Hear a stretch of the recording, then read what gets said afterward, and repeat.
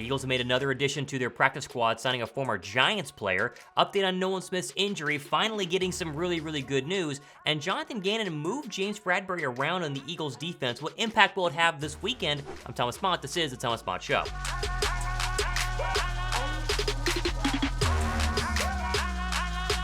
What's up, guys? Thomas Mott here. Welcome to the Thomas Mott Show during an NFL Week Monday. We are 6 days away from the Eagles opener. There's a lot going on with Philadelphia. Hit the like button. Let's get started. First of which, Philadelphia signed a Giants former offensive lineman to their practice squad this past weekend. And while practice squad signings are not necessarily the biggest news in the world, this one's a little bit interesting because Tyree Phillips was going to be the third swing tackle, or really the main swing tackle for the New York Giants going into this season. However, they cut him a couple of days ago, and the Eagles swooped right in, brought him into their practice squad, and now have another pretty decent offensive lineman in a backup role in case the worst were to happen to the two starting offensive tackles. Here's what the Giant article Big Blue View had to say about him. Quote, "The decision to cut Tyree Phillips, who played adequately when Evan Meals was injured last season and offers guard tackle flexibility, was a surprise.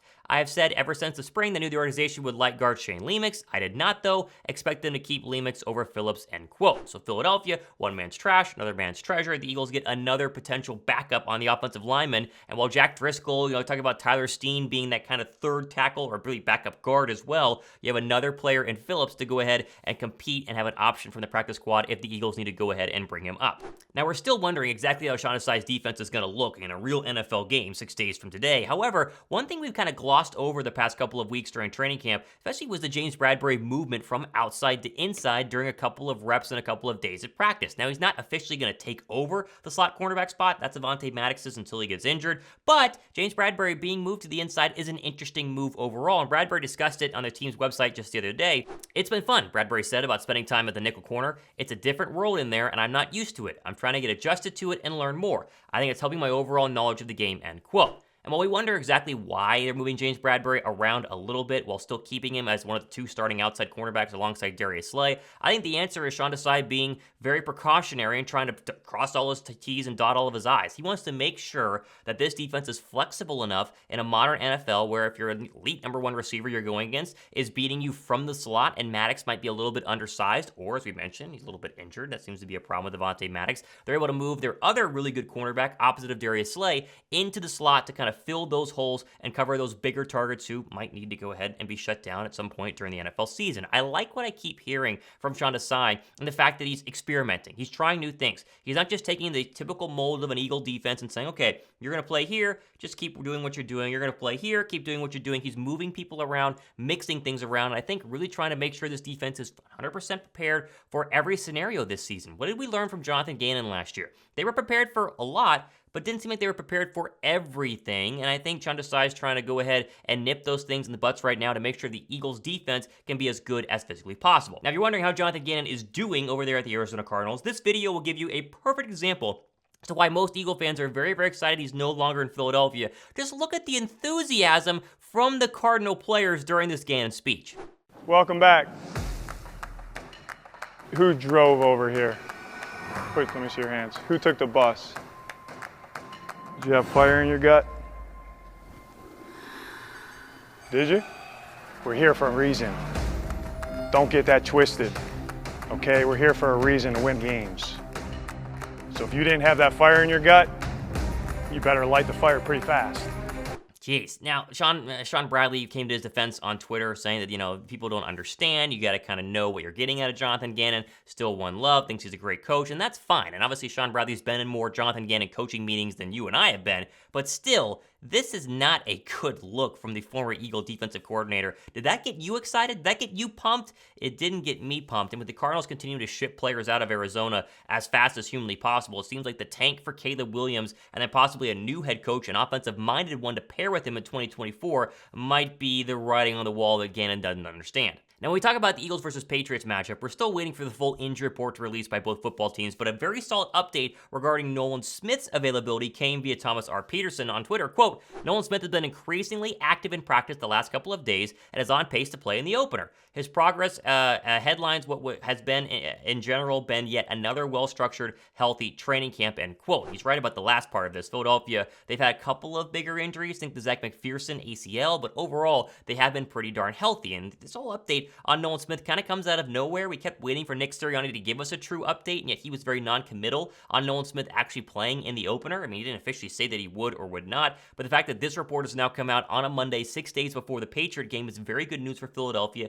and the chances we'll see one, at least now both, of the first-round draft picks for Philadelphia on the football field. Now, will Nolan Smith play a bunch? Who knows? We don't know how bad that shoulder actually is, and he did sit out a couple of weeks, I mean, really 2 weeks away from practice after that shoulder injury against the Cleveland Browns, was not seen in pads or taking hits at all, and so while he might be available to play, he might not play a ton, but at least we're getting an update finally after days and days and days of wondering what's going on with Nolan Smith. Has he been practicing? Will he be practicing? Well, it seems like now he's on pace to play, and the question will become how many snaps will he get behind the likes of guys like Hassan Reddick, obviously on the outside, and then of course the defensive ends as well. Now the other Georgia starter who's going to obviously play a bunch in the opening preseason game is the rookie Jalen Carter, and there was a really interesting article that came out about the Eagles draft process with Jalen Carter and why they took him and how they took him. Well, there was also this quote for here from Jalen Carter talking about how Fletcher Cox has been instrumental in his growth and progress over the past couple of not just weeks but months really. Listen to this. Fletch is a very good guy. He talks to me every day, calls me. Even when we're on break, he was calling me every day, checking in on my weight. He's been doing that ever since. Of course, was a very, very good, I would say, thing for most Eagle fans to hear. Thumbs up for Fletcher Cox taking that leadership role and understanding that he's passing the torch as one of the best Eagle defensive tackles in Eagle history to maybe the next best Eagle defensive tackle in Eagle history in Jalen Carter. He's making sure, he made weight, making sure he was staying on top of his cardio this offseason when they were on breaks in between OTAs and training camp, and still calling him every single day during training camp and during practice, even when they're together on a daily basis at the NovaCare complex. You love to see the growth and leadership from Fletcher Cox over the past couple of seasons, but also the ability to take a young player who people had a lot of red flags on, and mentor him, mold him, and get him in the best possible, not only shape, but football shape of his life going into the Week 1 matchup. I think Jalen Carter is going to benefit greatly from that, and the Eagle defense is going to look very, very, I would say, impressive against a Patriot offensive line and Mac Jones on Sunday afternoon. Now, speaking of Carter, before we wrap up today's show, he's trying to do something no Eagle has done since 1985, and that is get double-digit sacks as a rookie. There's a reason it's been since 1985, because it's very, very hard to do. But when you look at the list of players that have actually been able to do it since 85, there's only one. The Minister of Defense, Reggie White. He had 13 sacks in 13 games, which is unbelievable during the 1985 season, and showed why Reggie White was probably the greatest pass rusher of all time, or one of the greatest pass rushers of all time. Carter's trying to do something that no other Eagle has even come close to. Corey Simon had 9.5 sacks in 2000, and then the next closest players had about 6 to 5.5 sacks in their rookie year. And so while very, very unlikely, I would say, that Jalen Carter is able to get double-digit sacks, he's probably the best player the Eagles have had since Reggie White to have a chance to go ahead and do so. Now, if he doesn't get double-digit sacks, it doesn't mean that he's a bust or he's not going to be a good player. Fletcher Cox has never gotten to double-digit sacks, or did not during his rookie season. But if he gets to 7, 8, 9 sacks, it would be an incredible, incredible season for a rookie whose upside is absolutely monumental, and who many people are saying is the closest thing we have seen since Reggie White, even if he doesn't become the Minister of Defense and one of the greatest defensive tackles in NFL history. Now, with all that being said, it is NFL game week, and we have a ton of stuff happening over the next couple of days to get you ready for the Week 1 matchup against the New England Patriots, including daily shows, which you should go ahead and subscribe for, but also our Wednesday Link Live, myself and Josh Davis, every Wednesday night at 7 p.m. We're gearing towards the Patriots and looking ahead to facing Bill Belichick on Wednesday.